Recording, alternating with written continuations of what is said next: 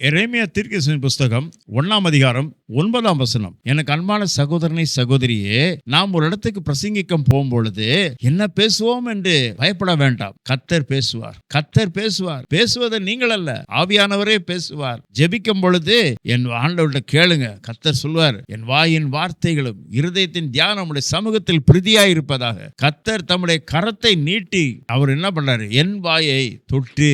கர்த்தருடைய கரம் உன் வாயை தொடும். செய்தியை கொடுக்கிறதுக்கு முன்பாக, ஆண்டவரே நீங்க வாயை தொடுங்க, வார்த்தைகளை நீங்க கொடுங்க, நீங்க பேசுங்க அப்படின்னு நீங்க பேசிட்டா போதும். ஆண்டவர் வருவார்.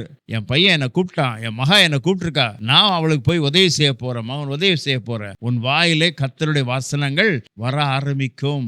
அந்தந்த வேளையில் ஏற்ற வசனங்களை உனக்கு நினைவுபடுத்துவார். தேவனாகிய கர்த்தர் உன்னோடு கூட இருக்கிறார் என்பது மறந்து விடாதீர்கள். கர்த்தருடைய வல்லமை உன் மேல இறங்கி கொண்டிருக்கிறது. இந்த நாளிலே நீ எங்க போய் செய்தி கொடுத்தாலும் பயப்படாதீங்க. கர்த்தர் தமது கரத்தை நீட்டி என் வாயை தொட்டு, இதோ என் வார்த்தைகள் உன் வாயிலே வைக்கிறேன். அந்த நேரம் கர்த்தர் பேச ஆரம்பிச்சா போதும். உங்களுக்கே தெரியாது நீங்க என்ன பேசுறீங்க. கர்த்தருடைய ஆவியானவர் எங்க அங்கு விடுதலை உண்டு. கர்த்தர் அருமையா செய்தியை கொண்டு போவார். அவரே வழி நடத்துவார். எத்தனையோ ஆத்துமாக்களை தொடுவார். கர்த்தர் உன்னை ஆசீர்வதிப்பாராக, கனப்படுத்துவாராக.